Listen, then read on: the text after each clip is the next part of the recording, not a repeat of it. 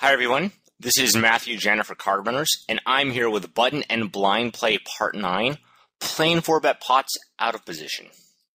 So let's quickly go over the outline for the video. I'm going to give a quick introduction, then briefly explain some math and theory behind calling 4-bets out of position and why no one likes having to do it. Then we'll quickly make a 4-bet calling range and randomly generate some flops and go. So for the introduction, people have gotten a lot better at poker over the past 4 years. I remember doing theory videos several years ago, which would be pretty bad by today's standards, and I'd constantly be told these ranges are impractical and too loose since no one plays that way. Nevertheless, I couldn't figure out why these ranges were too loose, and if anything, the theory told me they were too tight, but I was afraid to have much conviction.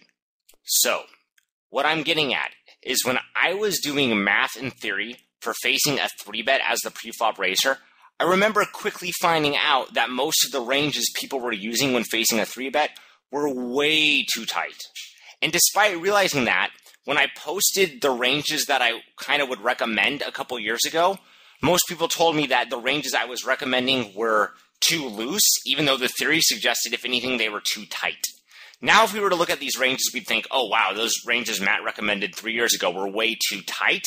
But I remember them coming out and people were saying they were too loose when really I should have had more conviction and been like, no, guys, these ranges really do need to be this aggressive or something needs to be wrong. I thought that and I mentioned it a bit, but I should have had more conviction based on what the theory was telling me. We want to always keep an open mind of being wrong, but I'll be doing a similar thing today. A lot of what I'm going to recommend is going to seem weird and bad, and it may actually be bad at very low stakes, but I don't think it will seem weird in the future. Understand why I think what I do, and if you disagree, feel free to explain why in the forums. So I'm really going to go with the theory today, and I'm not going to make that mistake of, or hopefully I'm not going to make the mistake of recommending like too tight of ranges because, I don't want to recommend something which seems weird or unusual. I'm going to go with what the theory is suggesting we should do. So for a quick theory review, suppose our opponent opens to 2 big blinds in the button, we 3-bet to 8 big blinds, and he 4-bets to 16 big blinds. He's going to be risking 14 big blinds to win 10.5 big blinds when he makes his 4-bet. And if his 4-bet gets called, he gets to see a flop in position. Since our 3-bet calling range is mostly condensed, so in other words, it includes very few strong hands or very few weak hands. Most of the hands we'll call a 4-bet with will be, pretty good but not amazing. So since that's the case, just about any hand he gets to see a flop with will have a reasonable amount of equity. In other words, any hand he sort of 4-bet bluffs with pre-flop is very far from drawing dead against our calling range. Now we're going to want to make sure we understand the 4-bet call. So let's assume we're 3-betting 16.9% of all hands in the big blind. I'm going to show you that range in just a second. Now, look at the 16.9% 3-bet range.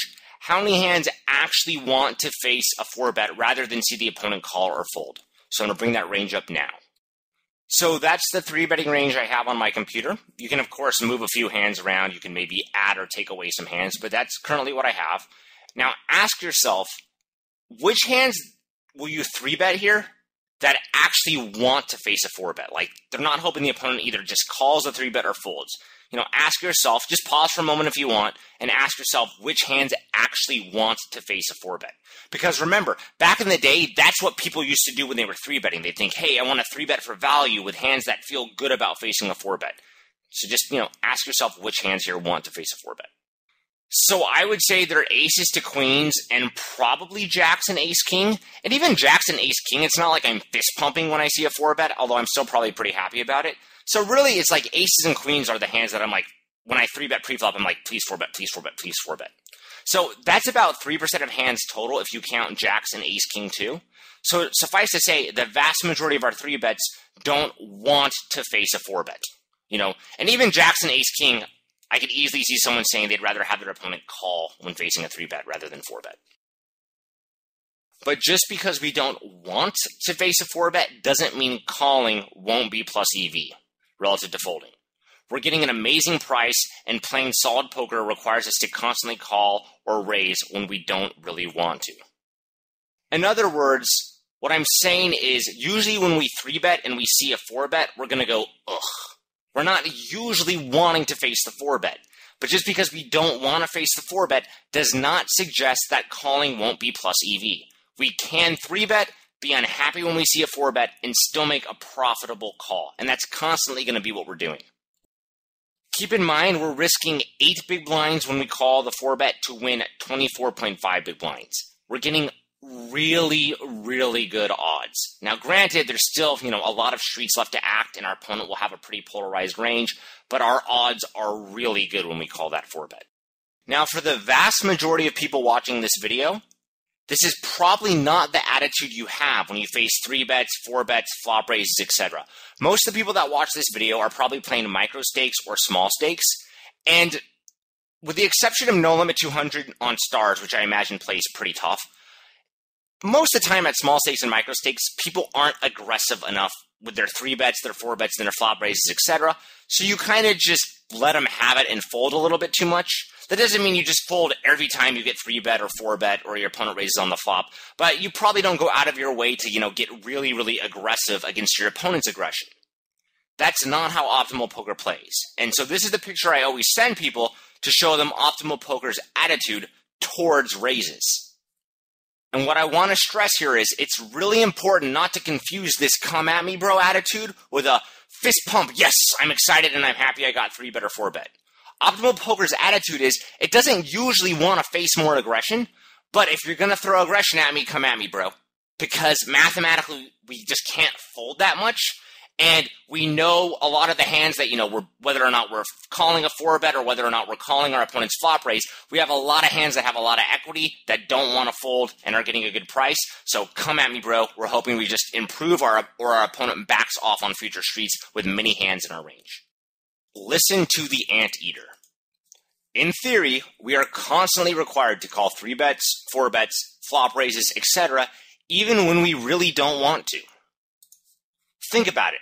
We mostly prefer our opponent to say, my hand cannot profitably continue against your range, as is in the case when he folds. So when our opponent folds, he's just kind of announced he doesn't have a hand that can profitably continue, so he gives us the pot. That's what we usually want. We less likely would prefer him to say, I think I can make a plus EV call with this hand against your range. And think about it. Poker is a zero-sum game. So if he thinks he can make a plus EV call, then obviously the EV of our range will be less than if he were to have folded, because that EV has to come from somewhere. And we least of all want to see him say, this hand belongs in a range that is strong enough to want to put more money into the pot against your range. And that's the case if he 4-bets, right? So if we 3-bet pre-flop, we usually want to see him just fold. We less like to see him call, but it's not that bad. And then we don't really like to see him 4-bet. Do not let the fact that you rarely want to face a raise cause you to play an extremely exploitable style against strong players. You have to throw down and take extremely high variance lines that are only a bit more plus EV than folding. Remember, come at me, bro. All right, so let's make those ranges. All right, so we're going to make ranges that are designed to throw down against our opponent's 4-bets. Let's try to defend 60% of our range versus a 4-bet. Yeah, it's a lot, but it's not uncommon to see people defend 60% versus 3-bets, so it may be reasonable to defend against 4-bets about this aggressively as well. I'd rather not go into a ton of math right now, but if I had to guess, given the sizing we're using, where we 3-bet to 8 big blinds, our opponent 4-bets 16 big blinds, my guess is we would defend, at least 60% of our range to the 4-bet. Besides, we 3-bet a pretty strong range that has many hands which can call against a 4-bet. So let's stick with that 3-betting range of 16.9% that we just talked about. And note 16.9% times 60% is about 10%. So we're going to want to defend about 10% of all possible hands to our opponent's 4-bet. If we 5-bet 4% of all possible hands, which is about kings to jacks, ace, king, and some bluffs, then we'll want to call about 6% of all possible hands. I'm going to do 6.7% because I actually think these hands that I'm clicking to call with will be profitable calls, and I'll show you them in just 1 second. And if I had to guess, as I mentioned earlier, I think with this super small 4-bet sizing, we'd want to defend at least 60%. So, of course, no one knows the answer, but if this is our 3-betting range for 16.9%, we want to have a good idea of what our sort of default calling range will be against our opponent's very small 4-bets. So let's take out the hands we're probably going to 5-bet, and that would be these hands right here, which I previously mentioned. We'd also want some bluffs, which will probably mostly be these types of hands right here. And now, from this remaining range, we want to figure out what hands seem like they'll be profitable calls. Obviously, we're slow playing pocket aces by calling. That one's super easy. But for these other hands, which hands seem like profitable calls? And I already did this range last night, but I want to talk about it as I make it, so let's just make it right now. All right, so let's start folding the hands that we don't think are going to be profitable calls. That might be the easier way to do this. So I would fold with most of these suited gappers and most of the suited connectors, if not all of them, because honestly, we already have pocket 10s, pocket 9s, and pocket aces in our range, which give us a reasonable pair when the board comes very low. And at the end of the day, flops like this just aren't that common. So in this 4-bet pot, I care much more about connecting when there's high cards than I do about connecting on the low boards, especially since I already have some overpairs. And that might be wrong. We'll come back to it in a little bit if we find out we're calling with just too many high cards. But for the most part, I want the bulk of my range to just be the high equity hands, which are going to mean they include high cards. So let's start with getting rid of those. So now things get a little bit trickier because I can actually see most of these hands being considered profitable calls. I think it's okay to fold ace-jack and ace-10 off because these hands don't really have much robust equity. So like I would fold queen-jack, king-jack, and ace-10 because they don't have that much robust equity. And we already have these hands up here which have, some more robust equity in the form of a flush draw. And then if we want more non-robust equity hands like ace-queen off, king-queen off, and ace-jack off, those hands are just simply better than king-jack off, queen-jack off, and ace-10 off. So I would click those. And while even though ace-10 off has a lot of equity, what we want to be careful of is, like, let's say we click that, we want to make sure we're not hitting too hard on ace-high flops. So right now we have like 43% top pair if we call ace-10 off, whereas if we take that off, we have still 37% top pair or better. So we don't want our range to just include like too many ace-X's because then it allows our opponent to sort of develop a counter strategy for our range because he knows too much of our range just makes pairs of aces. So now once we've come this far, like this actually looks like a pretty reasonable range to me. Like I don't mind at all if someone calls with this wide of a range, especially against a small 4-bet, because all of these hands seem pretty good. I think what I would still do is take off the ace-9 suited and the 9-8 suited, maybe even the 10-9 suited too. I wonder if it's the range I had last night. Yeah, it is. And so this way I've sort of kept some like high card hands with a good amount of robust equity. But for the most part, I'm emphasizing high equity hands that hit on the more common board textures. Again, I don't mind at all if someone wants to call with like these types of hands. We're getting a very good price, and it's possible we should even call wider. Or the other way to look at it is, if it is profitable for us to call with all of these hands, maybe our opponent's 4-bet sizing is a little bit too small. So a few ways to look at it, but right now, this is the range that I'm going to use for the video. Then I'm just going to keep in mind that, maybe we do want to call with some of these types of hands, but those board textures happen less often, and even when they do, we still have, 18 combos of overpairs on a board like this. So we'll still have 18 over 90, so we'll still have like about 25% of our range will be overpairs on 8 high flops, and especially if there's a flush draw, now here we have 20% overpairs and we have 10% flush draws, which isn't ideal, but these boards are not that common. So let's go over some final notes before jumping in.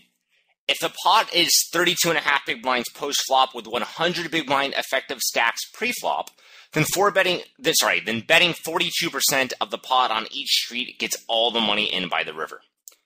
So here's the math for that, but basically the pot needs to grow to be 1.84 times its original size on each street, so 42% pot size bet accomplishes that. And then also remember, this 4-bet pot is smaller than if someone were to open to like 3.5 big blinds, then get 3-bet to 12 big blinds, then 4-bet to 24 big blinds. So our opponent betting all 3 streets seems pretty reasonable here. With the old sizing people used to use, where you open to like 3 or 3.5 big blinds pre-flop, and that still might happen if someone's opening in earlier positions, but here we're talking mostly about button versus big blind play. But anyways, if someone uses big opening sizing, then the 3 bets bigger and the 4 bets bigger, it's hard to really bet all 3 streets as the 4-better post-flop because there's just not enough stack depth. Whereas with this sizing we used, and probably one of the advantages of 4-betting very small pre-flop is it really lets you abuse the power of position a little bit better and make bets on all 3 streets without the bet seeming like awkwardly big or small. Now, that of course doesn't mean the 4-bet sizing is perfect here, but just note that if you do 4-bet small, it is easier to sort of bet all 3 streets rather than like bet the flop and then usually jam the turn if you bet. And this is the big one. We don't likely need to defend so aggressively that our opponent can't profitably bet any 2 cards. He risked a lot of money to maybe get into this spot. Remember, we're sometimes going to 5-bet in pre-flop, in which case he doesn't get to see the flop with his 4-bet bluff set fold to our 5-bet. And on that note, remember, we can fold at a higher frequency post-flop the more we defend pre-flop. So if we were defending with like these hands pre-flop, then our opponent doesn't just win the pot when he 4-bets pre-flop as often. So because our opponent won less money pre-flop, it's okay for us to, let him have it a little bit more post-flop. In other words, it's kind of like we're saying, okay, you know what? You paid a lot of money when you 4-bet pre-flop because we're sometimes going to 5-bet you and we're rarely going to fold. So because you paid so much money pre-flop, it's okay if you can c-bet any 2 cards profitably because you have already put in so much money to get to that spot. So make sure you understand that. If you don't, ask about it in the forums because I imagine this can be a little bit confusing if you're hearing about it for the first time now. But just understand, the less we give our opponent the pot pre-flop when he 4-bets, the more it's okay for us to fold a little bit more post-flop. All right, so let's do one last thing before we jump in, and let's just look at this range and see how often we have top pair or better on ace-high flops. That's 38.5%. King-high flops, 29%. Queen-high flops, 45%. Jack-high flops, 32%. And then 10-high flops, 25%. So it just gives us a general sense of which boards hit our range best. So it looks like we might hit the queen-high boards just particularly well, and that might encourage us to develop some sort of donk betting strategy in theory, although I don't think that's going to be something we spend too much time on. So just have a good sense that we especially hit the queen-high flops, but we also do pretty well on the ace and the king-high flops. All right, let's go. Okay, so let's randomly generate our first flop. All right, so ace, queen, 8. So in this board, we have 2 pairs 17.4% of the time. So I actually didn't even write down in this sort of little blueprint I have here, I didn't even write down a donk betting range because I didn't expect to be donk betting very often. But this is a board where we actually probably could donk bet some just because we hit so many 2-pair combos. So that's something that's probably worth noting, but let's first just examine how we'd probably defend here if we only started with checking. So total combos we have is 69. The desired combos we're going to defend. It's a little bit tough to say exactly here, but I was going to try to defend like 65% of the time. So let's see how that goes. So 69 times 0.65 equals, all right, so that equals 45 combos. Okay, so let's just start with assuming we're pretty much only check calling and check raising, as I already mentioned. So, all right, let's say we check call pocket aces, which is 3 combos. Let's just assume we're gonna just check raise the ace queen, which is 9. And I don't even have memorized like how many draws we should have if we check raise like 9 ace queen combos in a 4-bet pot. My guess is it's probably around like 4 or 5 draws, since ace queen have a lot of equity. The draws have a reasonable amount of equity. Maybe we can even have a little more than that. But again, it's a 4-bet pot, so the pot's big, so we can't go crazy when we bluff here. So let's say we check raise these draws, and then how many flush draws do we have? Oh, we only have 3 flush draws. All right. So flush draws 3. We actually have open-ended straight draws here, though, right? Open-ended straight draws is another 4. So that's something like that, maybe. Maybe it's the 3 flush draws and then the 3 jack 10. Again, we could work out the math for this, but my guess is it's somewhere around here. The math is already explained for how you do this in other videos, and I don't want to bog this video down with math when 4-bet pots are not the most common situations to begin with. So that gets us to 15 combos, and then let's say we call with the ace-jack, which is 12, the ace-10, which is another 3, the king-queen, which is another 12, the queen-jack, which is suited, which is another 3. The queen 10 suited, which is another 3. Queen 10 suited. Come on, buddy. Queen 10 suited. And then let's do the backdoor gut shots with the backdoor flush draw gut shots. So king jack of diamonds, king 10 of diamonds, jack. We already have jack 10 of diamonds. Okay, so I'm thinking, does that cover it? Is that all of our pairs? So how many is that? This is going to be 3, 15, 18, 30, 33, 36, 37. So right here, we're defending 52 combos. So we're defending a ton of our range here. So it'd be 52 divided by 69. Let's figure out how aggressively we're defending here. Yeah, we're defending 75% here. So this board, I think, actually just happens to be a flop that hits our range well enough that we could actually start donk betting. And I've literally never done these before. This is literally the first one I've ever done for a 4-bet pot. But my guess is we're going to notice this trend, which I'm going to write down right now. So thoughts?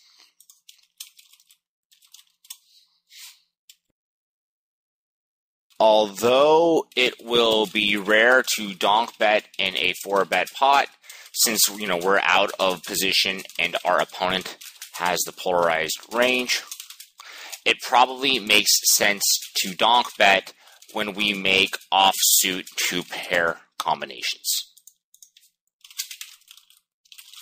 So if the board includes, let's see what we have, an ace and queen, a king and queen, or an ace and jack, we likely can have a donk betting range since our range will be so strong.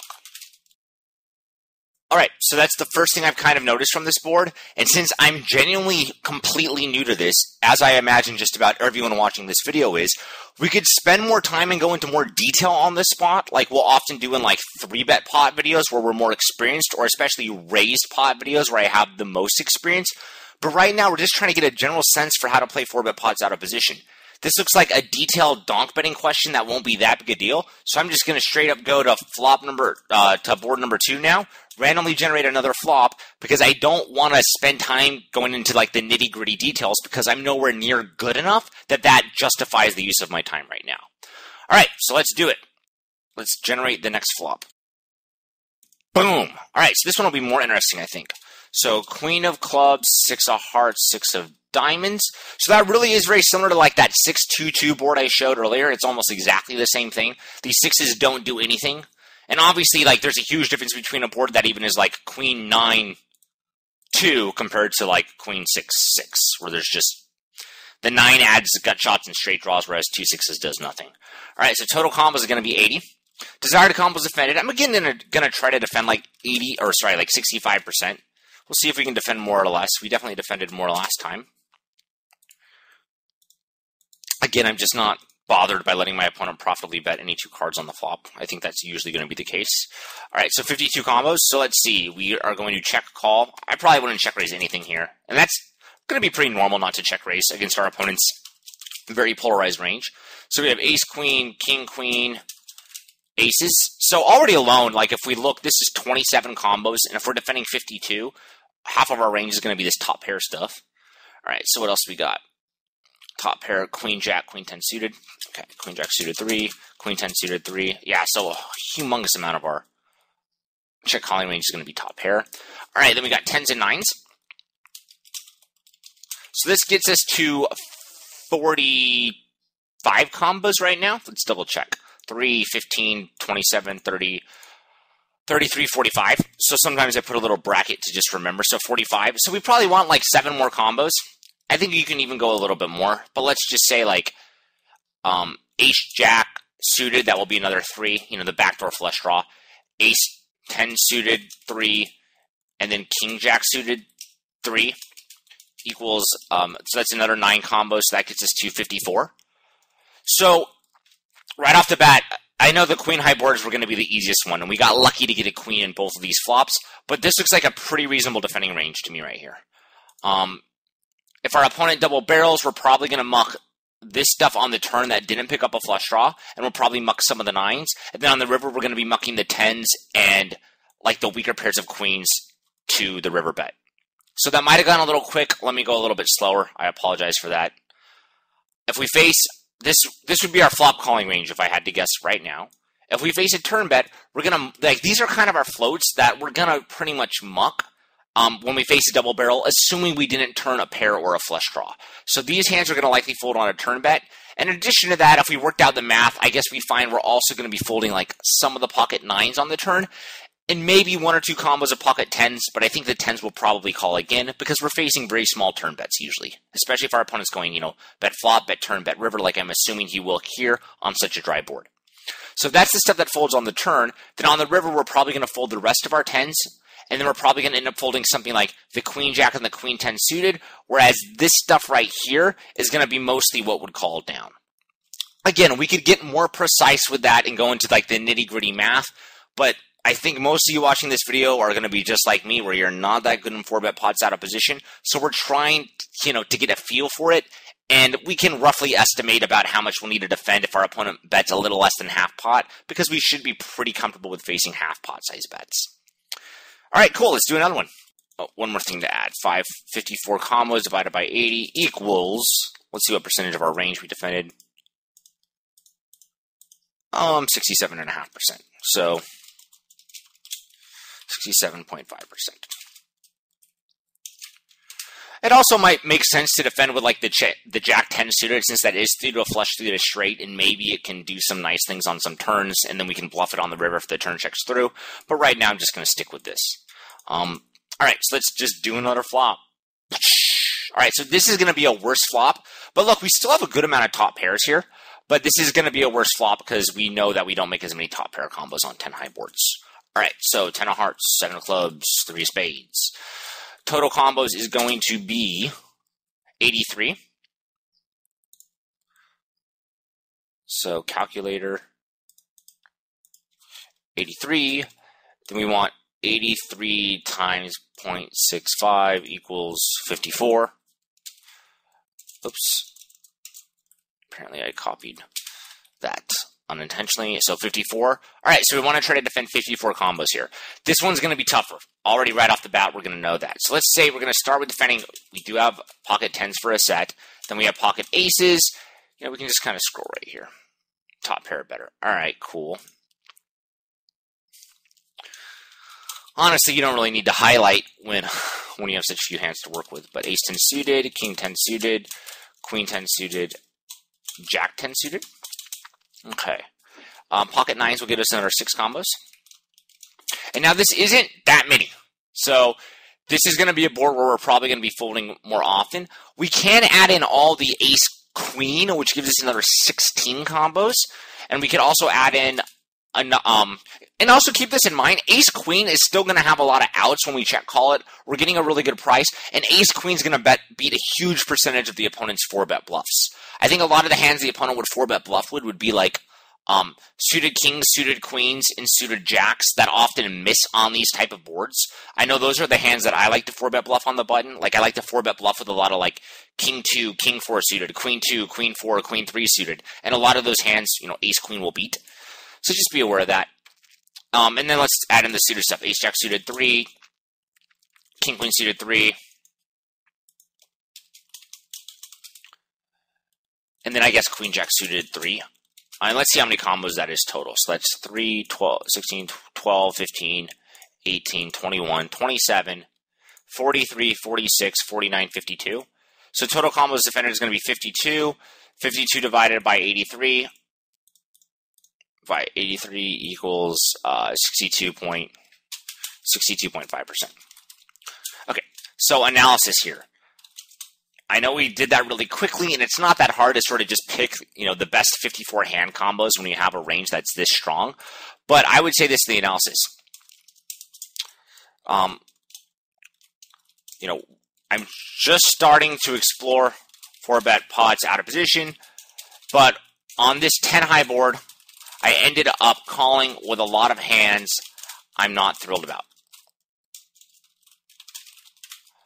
Let's see what fraction of our check calling range on the flop didn't have a pair. That's 16, 19, 22, 25. So I would say about half of our check calling range on this flop didn't even include a pair, and I worry this check calling range may be too weak.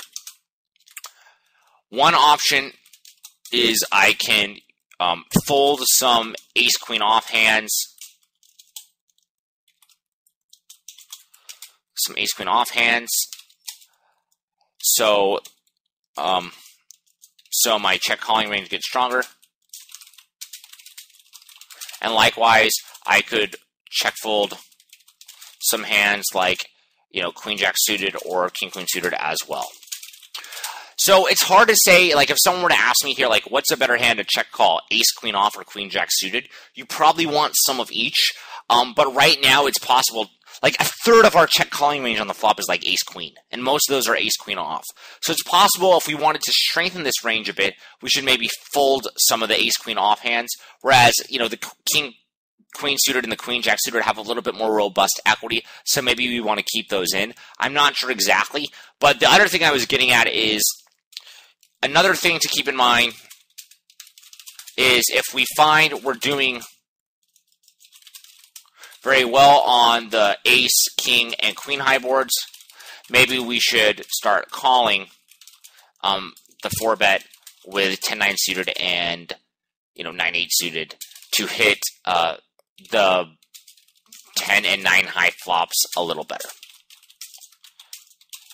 And it's tough to say, like all these hands that we're calling with, I think are better than 10-9 and 9-8 suited. So it really just becomes a matter of, hey, can we afford to add these hands into our range, which will make us weaker on the boards with high cards, but will make our range stronger on the boards that are like 10 high and 9 high and maybe even 8 high, but not by much.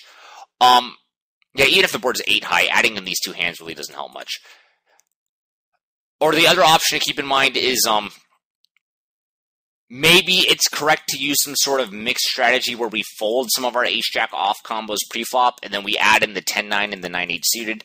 That might do some stuff for our range that we need, whereas right now I'm really just emphasizing the hands that have high equity, whereas, 10-9 and 9-8 suited have more robust equity. So that's something to keep in mind. But yeah, I don't know the answer to this, and probably no one does. So the other thing you can do, and this is what I would probably do in practice, is I just think this check calling range is a little bit too weak. So I would probably just try to fold some of the hands that you think are the weakest hands out of this subset. Ace queen, ace jack suited, king queen suited, and queen jack suited. I don't have a strong opinion for which one's worse. I would probably lean towards queen jack suited being the worst. And then, I definitely wouldn't fold ace jack suited or ace queen suited, I don't think. But even ace jack suited is not that great. So it's close, but I would probably just fold some of these hands to overall strengthen our range. And I think, especially in 4-bet pots, you're going to see a mixed strategy need to be implemented a little bit more often. Whether it's folding some of the ace-jack off combos pre-flop, which I still don't think you do, but you might, or it's, folding some of the, like, ace-queen off combos post-flop here. All right, so let's just keep going. We're already on the 4th flop.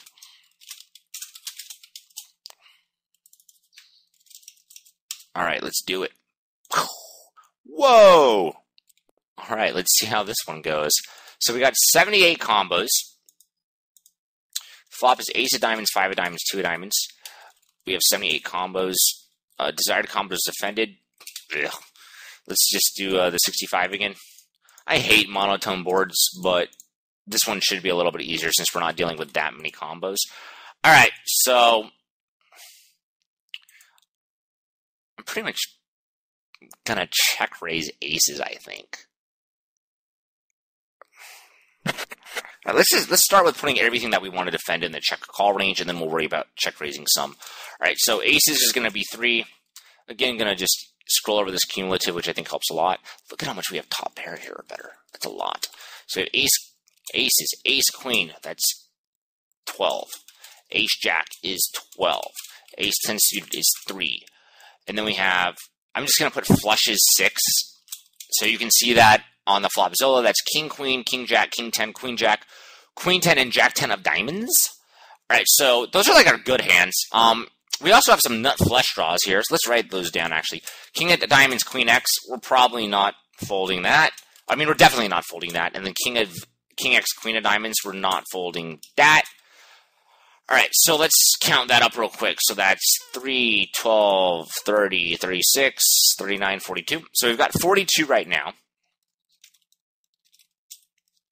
And our opponent's bet sizing might be a little bit different here. Like, I don't think he'll go like 42%, 42%, 42% on each street like he would on more of the like King 5-5 rainbow boards.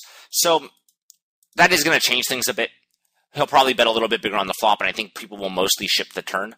But if he did bet small, which he might still bet small on the flop, and we want to keep adding in some more combos, I think we can go... It's going to get a little awkward here. I think we can go like 10s with a diamond. And 9s with a diamond.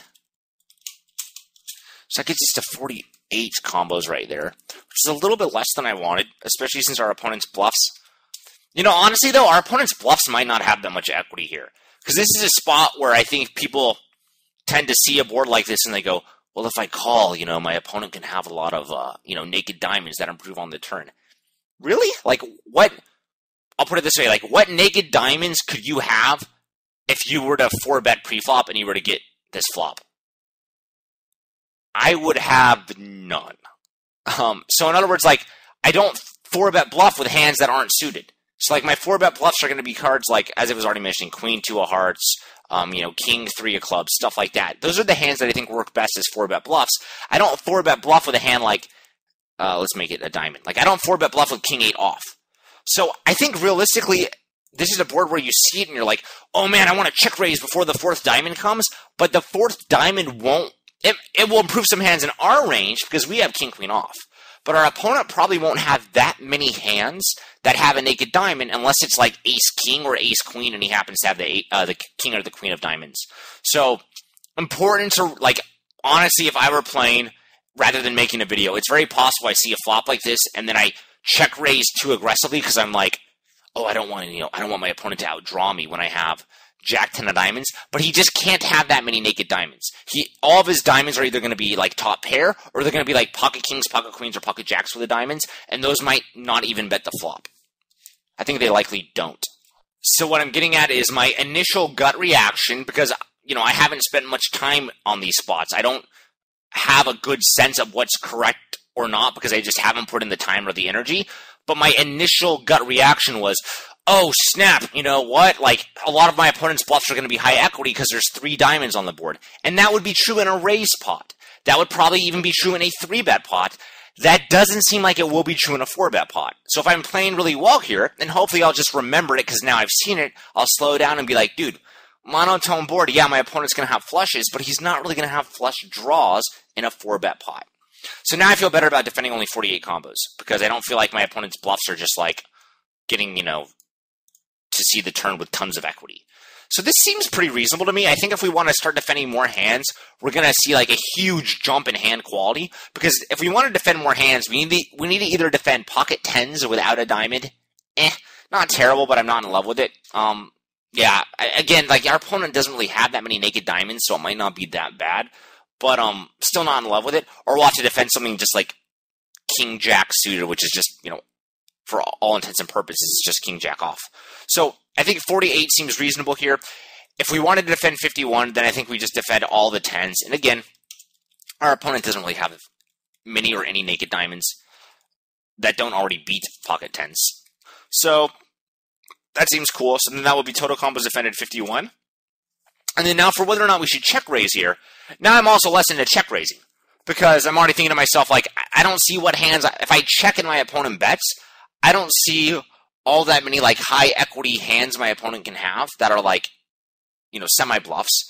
And I'm not really that afraid of giving a free card. So if I did have, a hand like this, even if I don't have the diamond, like I don't think I would really check raise ace queen without a diamond, because I would just say to myself, like, if ace queen without a diamond's beat, or even if it's going to be beat by the river, it's going to lose to my opponent's ace kings or his already made flushes. I don't think my opponent bets on the flop with any naked diamonds that don't already beat me. So the naked diamonds that I do beat with ace queen are, like, again, they're pocket jacks, pocket queens, and pocket kings with a diamond. I don't even think those bet the flop. So I probably would just mostly check call here. There probably exists some really fancy check raising range, but I'm like, again, not that big a deal, at least to me. So total combos defended 51, that's 65%. That's what our goal was. So analysis. So I saw a monotone board and immediately, oh man, no spell check. I'm going to embarrass myself. Immediately got excited because I figured my opponent will have many high equity bluffs. But in reality, there aren't any hands in the opponent's 4-betting range that have a naked diamond. All of his diamonds will be in either, ace king, ace queen, king king, or jack jack, and only some of those will even bet on the flop. So it's important for me not to just see a flop texture and have my mind start racing without first looking or without first stopping to think what his pre-flop range looks like.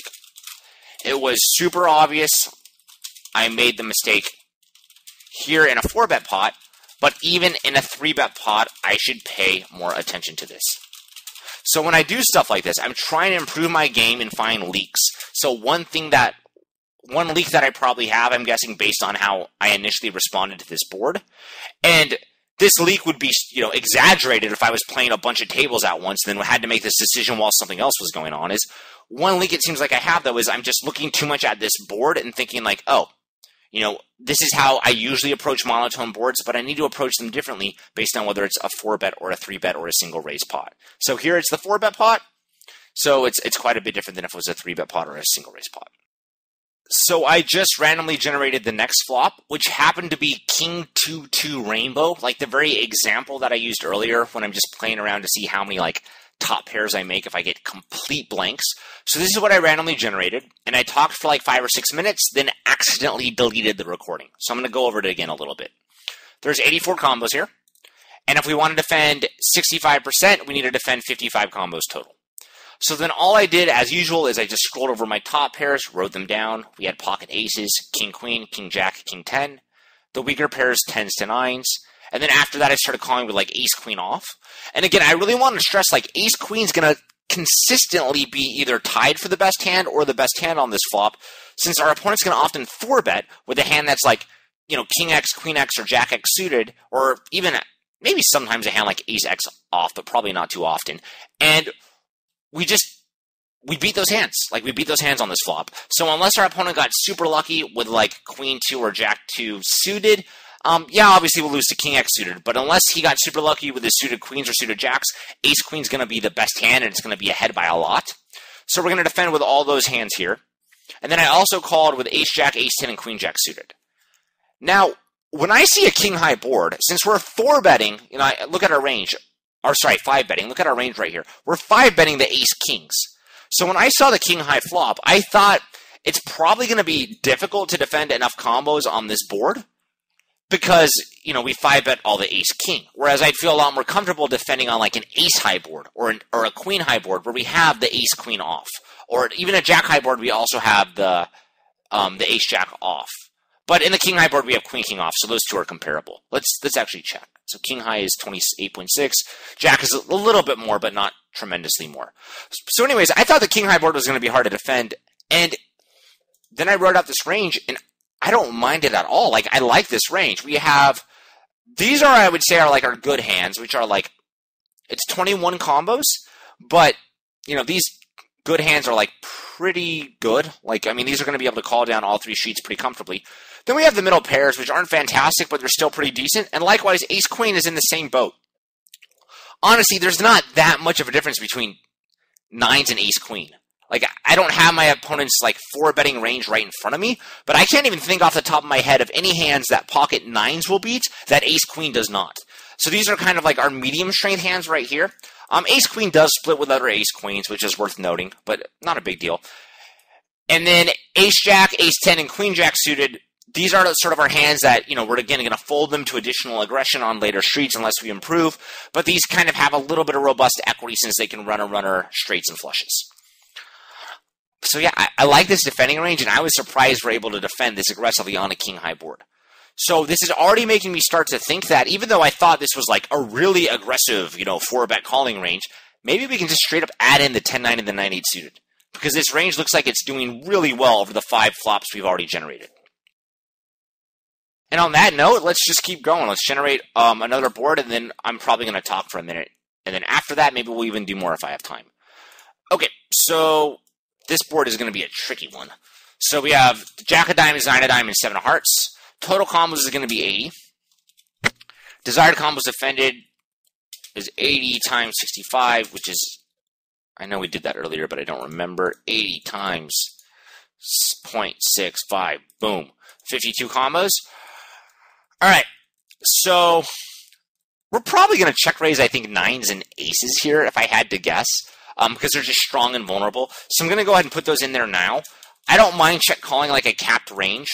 Let's say we check raise aces without a diamond, and we check call aces with a diamond. That's getting fancy. Let's just check raise the aces. Okay, so we got those hands that we're check raising. We'll add in some draws in a minute. What do we want to check call with? So let's just go over here, top pair. All right, so we got ace jack, which is 12, king jack, which is 3, queen jack, which is 3, jack 10 suited, which is 3. Then we have pocket 10s, which is 6. All right, so anything else? All right, so let's also start. Let me think. Let me think how many hands we want to check raise on the flop. Flush draws. Let's see those we have. All right.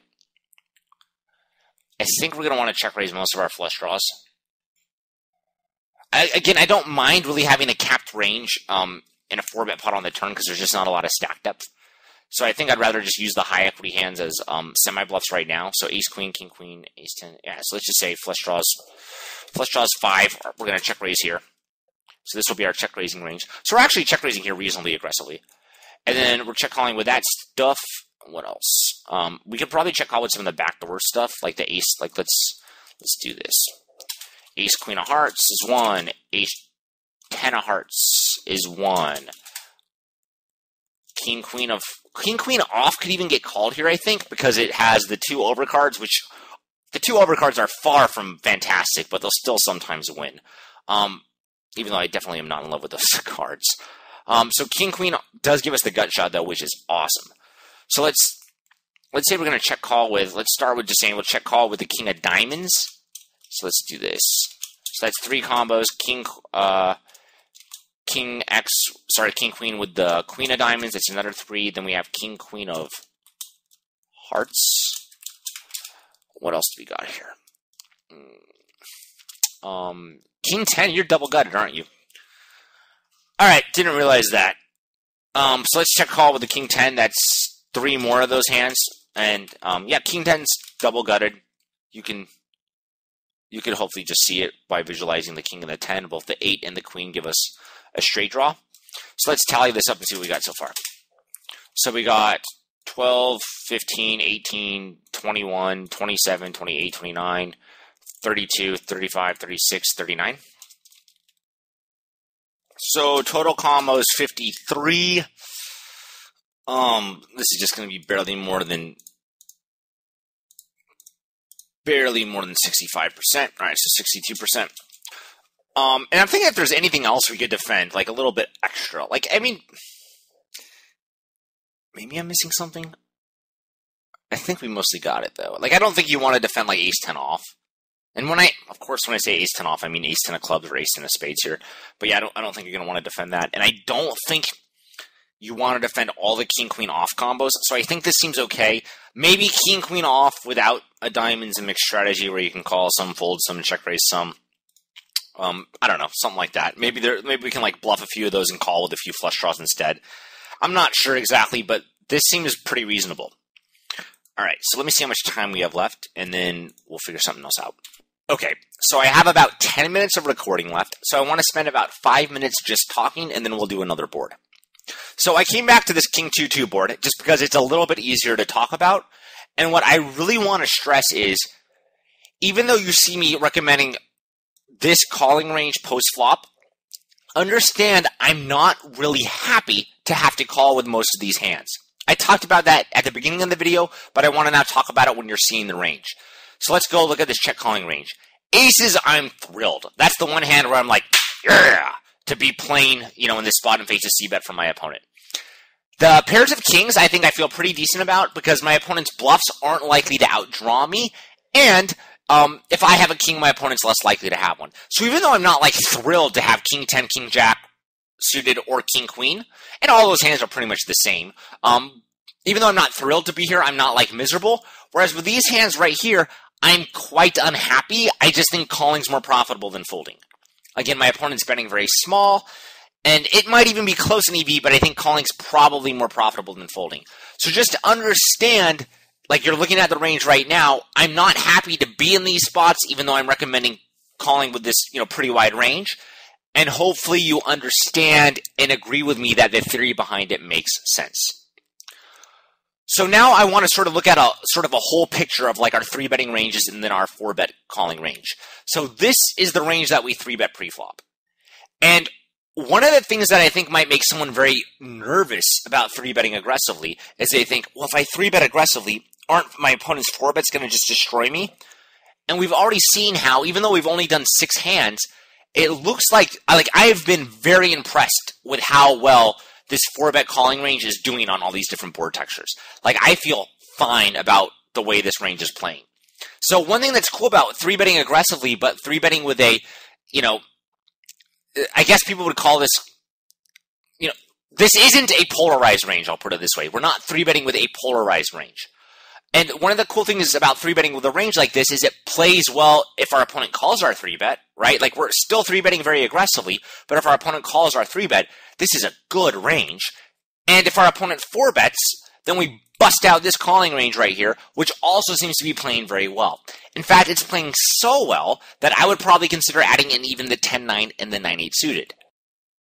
Now, if I were a 6-max grinder, who is pretty good but trying to, take his game to the next level, my goal is really to get, start beating MSNL at reasonably difficult sites, I would think it'd be very worthwhile to really focus on learning how to play 3-bet pots out of position using this range right here, 3-bet pots in position using this range right here, which we talked about a couple weeks ago, and now even using the 4-betting range out of position. Because to me, I would just feel confident knowing I can 3-bet this range, and then even though it's a very wide 3-betting range, if my opponents try to adjust by 4-betting me, I'm fine with busting out this range and then being unhappy and taking these types of responses in the 4-bet pot. So it's up to you for what aspect of your game you want to work on, but if you already feel like you're a pretty good player, I think as people get better and better, you're going to have to start playing 3-bet pots more frequently, and even 4-bet pots more frequently. Not so much because I think players should 4-bet that aggressively when facing a 3-bet, especially when they're in position, but if you are 3-betting aggressively with a range like this, you're just going to give your opponent an opportunity to 4-bet more often. And then back in the day, I think the very first video I ever made, I said don't call 4-bets out of position, which was by far the most commonly, recommended logic, I think, to approaching 4-bet pots several years ago. So anyways, all I'm getting at is a long time ago, people would say never flat, 4-bets out of position, whereas now I'm basically saying yeah, dude, flat 4-bets out of position all the time, and know that your 3-betting range was already designed to handle 4-bets well. So I think this is stuff that you can get kind of excited about if you're wondering how do I improve my game? This might be a good area to focus on. All right, so let's randomly generate our last flop, and just to go out with a bang, we're going to do the 10-9 and the 9-8 suited too. All right, let's randomly do it. Oh, we don't even hit either. All right, let's do it. So flop is ace of diamonds, 6 spades, 2 spades. Total combos is 86.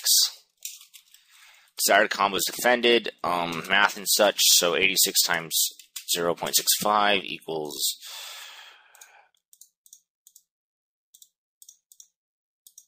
56 combos. We're going to round up like a boss. All right. So let's try to do it. So ace is going to be 3 combos. I probably don't check raise anything here. Ace queen is going to be 12 combos. Ace jack is going to be another 12 combos. Ace 10 suited will be 3 combos. Probably going to defend 10s and 9s here, which will give us another 12. Again, I'm not really happy about it, but what are you going to do? All right, so what else we got here? So we got these king, queen off, which are going to make backdoor flush draws and stuff, which we'll get to in a minute. So let's look at the flush draws first. All right, so flush draws, where are you? All right, so I don't want to double count the pairs, so I got to take out the ace, queen, ace, jack, and ace 10 suited.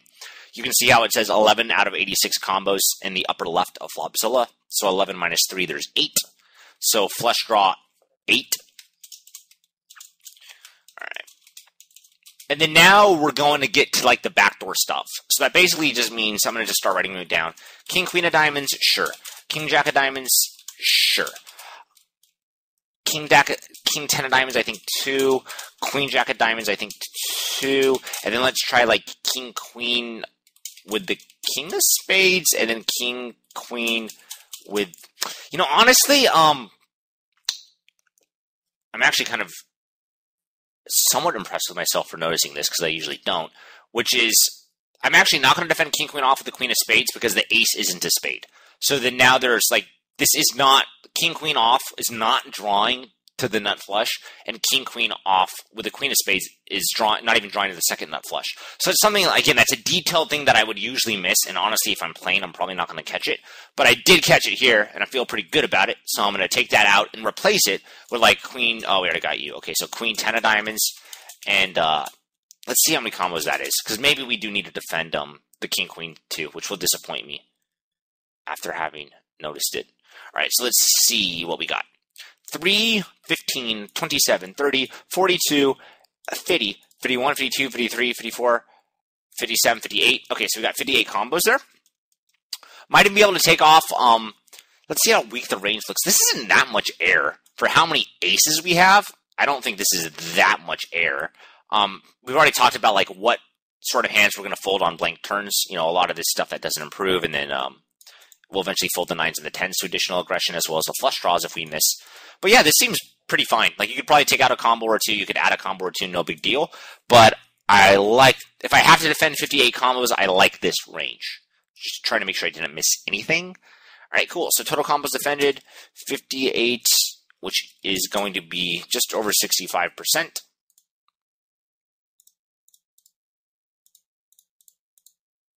67.5%. All right, so that's going to wrap up this video, and I gotta say, I already kind of mentioned it a few minutes ago, so I'm not going to repeat it all. I am shocked at how easy it seemed like we could defend in 4-bet pots with this range. Like, I was expecting this to be way harder, and I'd have to talk about, like, mixed strategies, and I was going to hate my life, and I wasn't even sure if I wanted to make the video. Now I'm super glad that I did, because it seems like this is, like, even just at a glance, the hands that we should be defending here seemed kind of obvious. Like, there weren't that many, like, tricky hands we had to find. So, I like this range a lot. And yeah, and if you're going to 3-bet aggressively, I'd encourage you to consider calling 4-bets a little bit more aggressively, especially if you take the approach where you're thinking, like, you understand you're not happy to call the 4-bet, but it's probably more profitable than folding because you're getting a really good price. So yeah, I hope you enjoyed this video. Hopefully you liked watching it and will be able to increase your win rate from implementing the concepts at the tables. So thanks for watching, everyone. Good luck. I'll see you later. Bye.